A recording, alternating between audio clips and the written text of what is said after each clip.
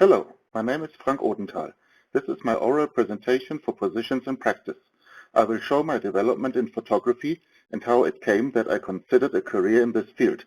I will talk about how I started my journey, what inspired me, and how I ended up where I am now. My father was a director for an international company, and his work led him frequently to South Africa. Once a business friend took him to the famous Kruger National Park. My dad was so fascinated that he took the whole family there only 2 years later. It was in 1978 at the Kruger National Park when I took my first photograph as an 8-year-old boy. And even at that age, this country did something to me. As Brian Jackman put it, everything in Africa bites, but the safari bug is the worst.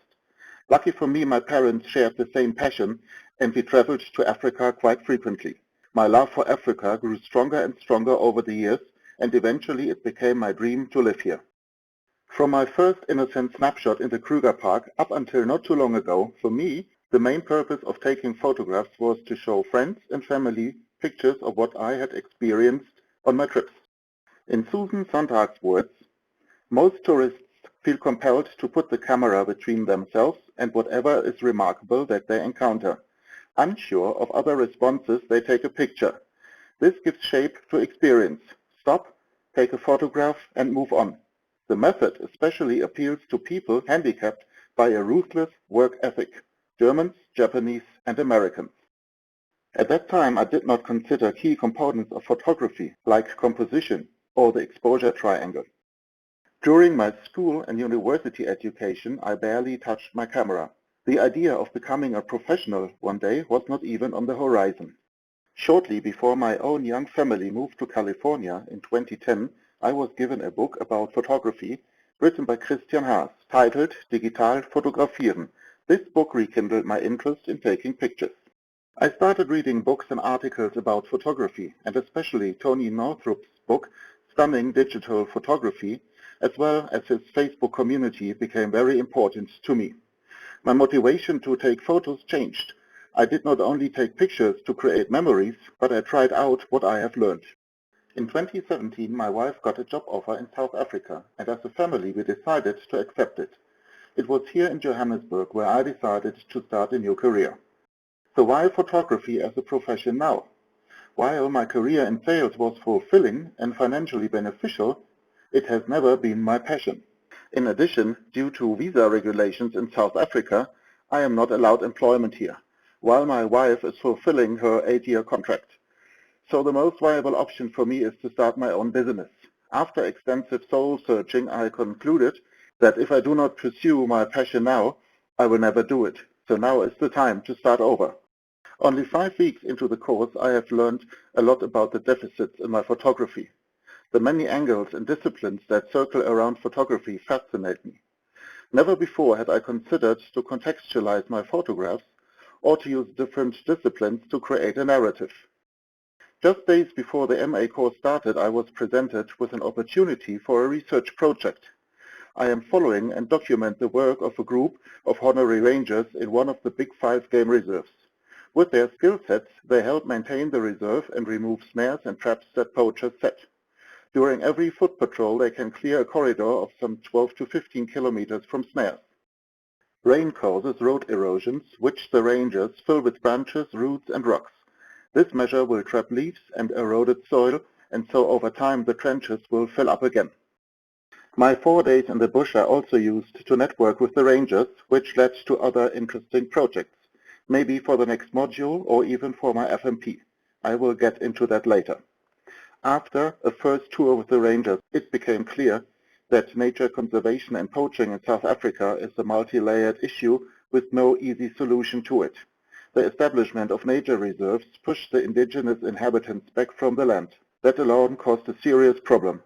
The local communities do not have enough land to expand their settlements or to graze their cattle, or to hunt as they traditionally would. Since communities are not allowed to hunt anymore, they get bushmeat illegally from the protected land. The government and tourism industry earn millions in revenue. However, due to corruption and the lack of community-based programs, the communities remain poor. Other African countries have different approaches to that issue. Zimbabwe, for example, allows professional hunters to hunt bull elephants for money. However, only those elephants that would die soon because of old age. The revenue generated by that flows back into conservation projects, the community gets the meat, and the hunter keeps the trophy. David Chancellor documented the commodification of elephants in his work, Elephant Story. Another example is the Campfire Program. It is a community-based program, also in Zimbabwe, that allows communities to consider wildlife a renewable natural resource in and around conservation-protected areas. During my research, I found the inspiring work of photographer Nick Brunt. Especially his piece, Inherit the Dust, fascinates and saddens me. In a very touching way, Brunt shows the audience how civilization pushed back wildlife and how humanity destroys the land by exploiting it for profit. Looking at Brunt's work, Roland Barthes' essay about studium and punctum comes to mind. Here, the modern cityscape is the studium, the normality in this image. The group of elephants on the canvas under the overpass is the punctum, or the disturbance. Or, since wildlife was there long before the modern human, one could argue it's the other way around. Another impressive work is Amy Vitale's documentary on the extinction of the northern white rhino. Her work was published in the National Geographic, and it is about the natural death of the last male of this species. Despite breeding attempts, today only 2 female northern white rhinos are alive. Scientists are working on in vitro fertilization and to repopulate Africa with this near-extinct rhino, but chances that they will be completely extinct in the near future are very high. After only 5 weeks of research, I realized that I did not even scratch the surface of this topic, and I decided to focus on the Honorary Ranger initiative for now. The next step will be with an organization called ERP. They specialize in elephant relocation, rhino dehorning, and community education programs. In October 2018, China declared the trade and use of rhino horn for legal, given that the rhino horn stems from legally farmed rhinos. This measure is supposed to help reduce the illegal trade of rhino horn. Following this, South Africa allowed rhino to be bred as farm animals for harvesting rhino horn. For my research project, I will also try to get access to one of these rhino farms. I hope that the MA course will enable me to contribute to the many efforts and campaigns that try to rescue our environment. I wish that my son and his children will have the same opportunity to experience and enjoy wildlife and nature as I did from a very early age on.